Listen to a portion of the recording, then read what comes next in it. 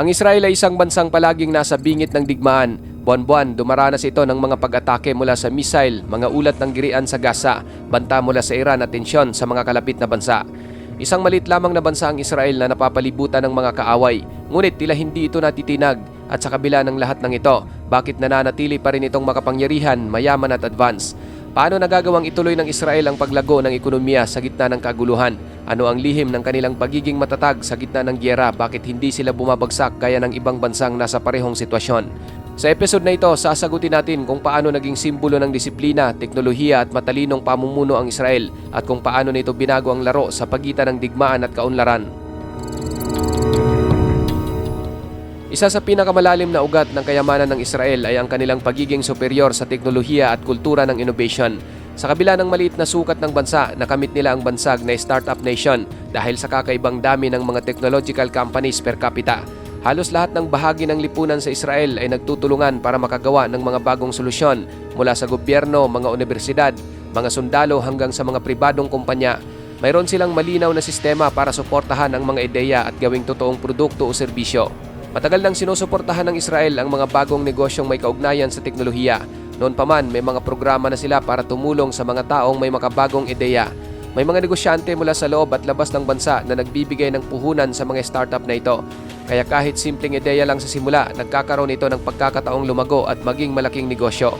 Dahil dito, ang nagiging resulta ay ang pagkakaroon ng libu-libong startup bawat taon na karamihan ay nakatuon sa cybersecurity, AI, fintech, agritech at medical technology. Ang kanilang innovation ay hindi lang para sa consumer, kadalasan ay mission critical na ginagamit ng mga hospital, military forces at financial system sa iba't ibang panig ng mundo. Makikita rin sa Israel ang mga pangunahing research and development centers ng Apple, Microsoft, Google, Intel at IBM. Marami sa mga cutting-edge technology na ating ginagamit ngayon gaya ng USB flash drive, Waze, GPS application at modern surveillance system ay galing mismo sa Israeli engineers. Kaya kung susuriin, ang lakas ng Israel ay hindi galing sa kalikasan, sa langis o sa dami ng populasyon. Ito ay galing sa kanilang katalinuhan, disiplina at kultura ng walang tigil na pag-imbento. Habang ang ibang bansa ay nauubos ang pera sa tuwing may giyera, ang Israel naman ay nakakahanap pa ng kita mula rito. Dahil sa kanilang mga ginagawang teknolohiyang pangmilitar para protektahan ang sarili, tulad ng Iron Dome na kayang sumalo ng rocket sa ere, ang Merkaba tanks na likha mismo ng kanilang engineers at mga drone system na gamit sa surveillance at operasyon. Sa halip na gamitin lang sa sariling depensa, ginawa nilang produkto ang mga ito at ibinebenta sa ibang bansa. Ngayon, ang mga armas at teknolohiya ng Israel ay ginagamit na ng maraming hukbong sandatahan sa buong mundo, kabilang na ang USA, India, Germany at maging ang Pilipinas. Hindi lang ito simpleng armas, ang kanilang mga produkto ay kilala sa husay, precision at pagiging advance. Dahil dito, bilyong dolyar ang pumapasok sa ekonomiya ng Israel taon-taon mula sa military exports. Sa katunayan, naging isa na sila sa top 10 arms exporter sa buong mundo. At habang tumataas ang demand para sa mga makabagong defense system, lalo ring tumitibay ang kita ng Israel mula sa larangang ito.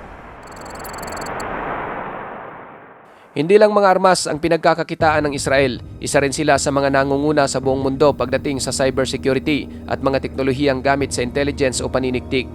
Marami sa kanilang mga kumpanya ang gumagawa ng mga software na kayang pigilan ng hacking, virus at mga online na banta. Ang mga produkto nilang ito ay ginagamit ng mga gobyerno sa Europa, Amerika at maging ng mga pribadong kumpanya na gustong protektahan ang kanilang data laban sa cyber attack. Hindi gaya ng ibang produkto na sinusukat sa dami, ang halaga ng mga teknolohiyang ito ay nakabase sa talino at husay ng pagkakagawa. Halimbawa, kahit maliit lang ang mga software system, kung ito naman ay kayang pigilan ng isang malaking cyber threat, malaki ang halaga nito sa merkado. Kaya kahit hindi ito pisikal na produkto tulad ng tangke o eroplano, napakalaki pa rin ng kinikita ng Israel mula rito. Isa pa sa mga dahilan kung bakit matatag ang Israel ay ang mataas na kalidad ng kanilang edukasyon. Simula pa lang sa kabataan, binibigyang halaga na ang pag-aaral sa science, engineering, mathematics at defense-related skills. Marami sa kanila ay tinuturuan hindi lang para pumasa sa eskwela, kundi para maging problem solver, inventor o leader ng teknolohiya. Kaya naman hindi na nakapagtataka kung bakit marami sa kanilang mga kabataan ang nakakagawa ng sarili nilang kumpanya bago pa man mag 30 years old. Pero bukod sa talino, isa ring mahalagang sangkap sa pagiging mayaman ng Israel ang kanilang mandatory military service. Lahat ng kabataan sa bansa, babae man o lalaki, ay kailangang magsilbi sa kanilang military kapag umabot sa tamang edad, kung saan dito sila natuturuan ng disiplina, mabilis na pagdedesisyon at tamang mindset kapag may krisis. Kaya kung dati ay isa lamang silang ordinaryong estudyante, pagkatapos ng serbisyo, bitbit na nila ang karanasan ng tunay na responsibilidad. Ang kombinasyong ito sa pagkakaroon ng mataas na edukasyon at aktwal na military training ang dahilan kung bakit maraming tech founders at business leaders sa Israel ay dating sundalo. Hindi lang sila mahusay sa ideya, alam din nila kung paano ito ay sa katuparan ng may bilis, organisado at malinaw na layunin. Isa ito sa mga natatanging katangian ng Israel na bihirang makita sa ibang bansa. Hindi rin may kakaila ang lakas ng ugnayan ng Israel at Estados Unidos. Taon-taon, nagbibigay ang Amerika ng humigit kumulang 3 hanggang sa 4 na bilyong dolyar na military aid sa Israel. Ngunit hindi ito basta donasyon lamang, mayroon itong kapalit na estratehikong layunin kung saan ginagamit ito para sa mga pinagsamang proyekto sa armas, pagsusuri ng mga bagong teknolohiya at palitan ng mahahalagang impormasyon sa seguridad. Sa tulong ng ugnayang ito, nakakagamit ang Israel ng mga makabagong kagamitan na kadalasang tanging mga kaalyado lang ng Amerika ang mayroong aksis. Halimbawa, nakakatanggap sila ng mga advanced radar system, missile interceptor at fighter jets tulad ng F-35. Bukod pa rito, may mga kasunduan ng dalawang bansa para sa pagsasanay ng sundalo, pagsubok ng bagong armas at pagsuporta sa mga operasyon sa gitnang silangan. Ang mas mahalagang epekto nito ay nagkakaroon ng kumpiyansa ang pandaigdigang merkado sa Israel dahil kakampi nila ang pinakamakapangyarihang bansa sa buong mundo. Maraming investors at foreign company ang willing makipagnegosyo sa kanila. Sa madaling salita, hindi lang ang teknolohiya ang nabubuksan para sa Israel, kundi pati ang oportunidad sa pandaigdigang kalakalan. Isa rin sa hindi matatawarang dahilan ng tagumpay ng Israel ay ang tinatawag na Jewish diaspora o ang milyon-milyong Hudyo na nakatira sa iba't ibang bahagi ng mundo. Maraming mga Hudyo ang nakatira sa Estados Unidos, sa Europa at sa Canada ang nananatiling malalim ang koneksyon sa bansang Israel. Marami sa kanila ay mayayamang mga negosyante, mga investors at politikal na personalidad na ginagamit ang kanilang impluensya upang suportahan ang Israel mula sa paggastos sa teknolohiya, pagsuporta sa mga startup hanggang sa lobbying sa mga pamahalaan upang panatilihin ang alyansa sa bansa. Ang mga investment na ito ay direktang napupunta sa mga larangang may mataas na halaga tulad ng innovation, cybersecurity at defense technology. Halimbawa, maraming venture capitalist mula sa Amerika ang regular na bumibisita sa Tel Aviv, hindi para mamasyal kundi para maghanap ng mga susunod na matagumpay na negosyo na pwedeng paglaanan ng puhunan. Mataas ang tiwala nila sa mga Israeli innovators dahil paulit-ulit nang napatunayan na ang mga ideya mula sa Israel ay hindi lang malikhain kundi may resulta, disiplina at kakayahang may patupad. Sa madaling salita, kahit maliit ang populasyon ng Israel, parang global network ang kanilang galaw. Ang Hudyo sa labas ng bansa ay hindi lang nanunood sa mga kaganapan. Aktibo silang tumutulong upang tiyaking hindi mahuhuli ang Israel sa anumang larangan, lalo na sa ekonomiya at seguridad. Ang Israel ay matatagpuan sa isang rehiyon na karamihan ay disyerto, mainit, tuyo at halos walang ulan sa buong mundo.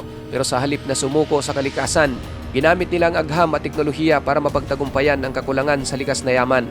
Dahil dito, sa kasalukuyan ng Israel ay isa sa mga pinakamagaling sa buong mundo pagdating sa teknolohiya sa tubig at agrikultura. Una na rito ang kanilang desalination plants na kayang gawing malinis na inumin ang tubig alat mula sa dagat. Pangalawa, sila ang nanguna sa drip irrigation, isang sistema ng pagtutubig sa direktang dinadala ang tubig sa ugat ng halaman gamit ang mga tubo kaya walang nasasayang. At pangatlo, malaki ang kanilang ginagawa sa water recycling kung saan ginagamit nilang muli ang tubig mula sa mga bahay o pabrika para sa irigasyon o industrial na gamit. Dahil sa mga teknolohiyang ito, kahit kaunti ang ulan, patuloy na namumunga ang mga taniman sa Israel. Umaani sila ng mga prutas, gulay at iba pang pananim kahit nasa disyerto. Ang mga sistemang ito ay hindi lang para sa sarili nilang bansa. Inaangkat din ito ng ibang bansang kulang sa tubig tulad ng India, African nations at maging mga bahagi ng Middle East. Sa kabila ng kaguluhan, missile alerts at tensyon sa hangganan, hindi natitinag ang daloy ng mga turista patungo sa Israel. Taon-taon, milyon-milyong tao mula sa iba't ibang panig ng mundo ang bumibisita sa tinatawag na Holy Land, mga sagradong lugar na mahalaga sa pananampalataya ng mga Kristiyano, Hudyo at Muslim. Kabilang dito ang Jerusalem, Nazareth, Bethlehem at marami pang iba. Ang mga lugar na ito ay hindi basta mga makasaysayang pook. Ito ay mga banal na destinasyon para sa pilgrimage o banal na paglalakbay. Para sa maraming deboto, kahit may panganib, hindi hadlang ang giyera para sa pananampalataya, kaya patuloy ang pagdating ng mga turista dala ang pananalig. At kasabay nito ang gastusin na nagbibigay ng malaking benepisyo sa ekonomiya ng Israel. Malaking bahagi ng kita ng bansa ay nagmumula sa Holy Land Tourism. Bilyon-bilyong dolyar ang pumapasok taon-taon mula sa mga hotel booking, sa pagkain, tour guides, transportasyon, souvenir shop at iba pa. May mga religious tour agencies pa nga na may direktang koneksyon sa Israel para sa maayos na daloy ng mga devoto. Sa madaling salita, ang relihiyon mismo ang nagsisilbing matibay na haligi ng ekonomiya ng bansa. At habang nananatiling mahalaga ang Israel sa pananampalataya ng bilyon-bilyong tao sa mundo, mananatili rin itong isang sentrong binabalikan ng turismo, anuman ang gulo o banta sa paligid. Isa sa pinaka-nakakamanghang katangian ng Israel ay ang tibay ng kanilang mamamayan sa gitna ng kaguluhan. Habang ang ibang bansa ay natataranta o humihinto ang normal na buhay sa tuwing may banta ng gyera, ang mga Israeli ay sanay na sa ganitong kalagayan. Sa tuwing may air raid siren, mabilis silang kumikilos. Alam na nila kung saan ang bomb shelter, ano ang dapat gawin at paano manatiling ligtas. Ngunit ang mas kahanga-hanga, pagkatapos ng ilang minuto ng panganib, bumabalik agad sila sa trabaho, sa negosyo o sa eskwela. Hindi nila hinahayaan na ang takot o kaguluhan ay pigilan ang ikot ng buhay. Ang ganitong klase ng pag-uugali ay hindi aksidente o swerte. Ito ay resulta ng mahabang kasaysayan ng pagsasanay, disiplina at pagkakaisa sa harap ng panganib.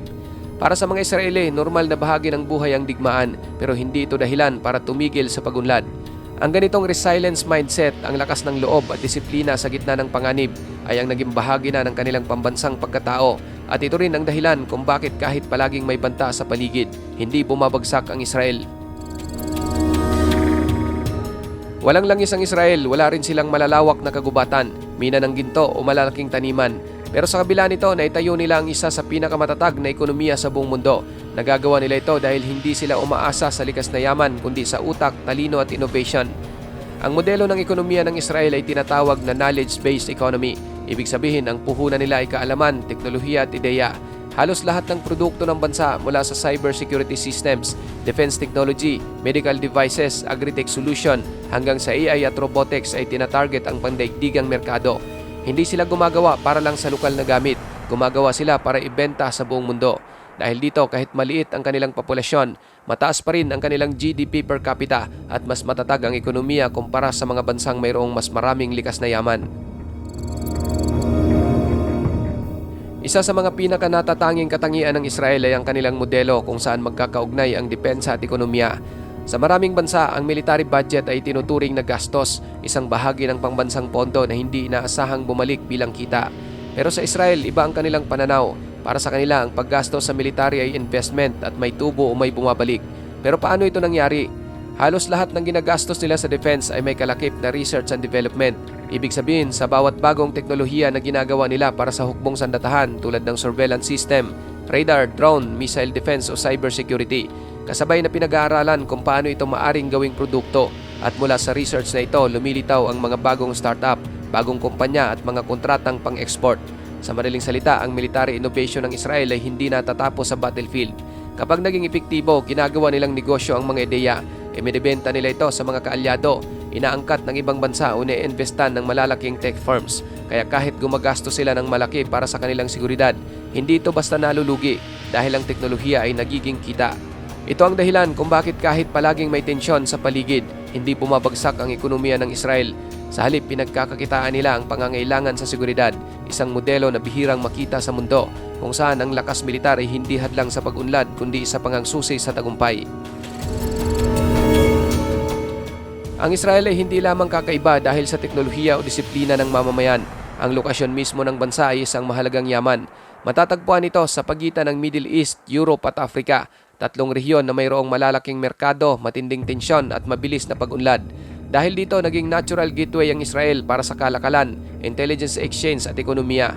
Sa larangan ng kalakalan, ang Israel ay may daan patungong Asya sa silangan, Europa sa hilaga at Africa sa timog. Kaya't kahit maliit ang teritoryo, malaki ang papel nito sa global trade routes at diplomatic connection.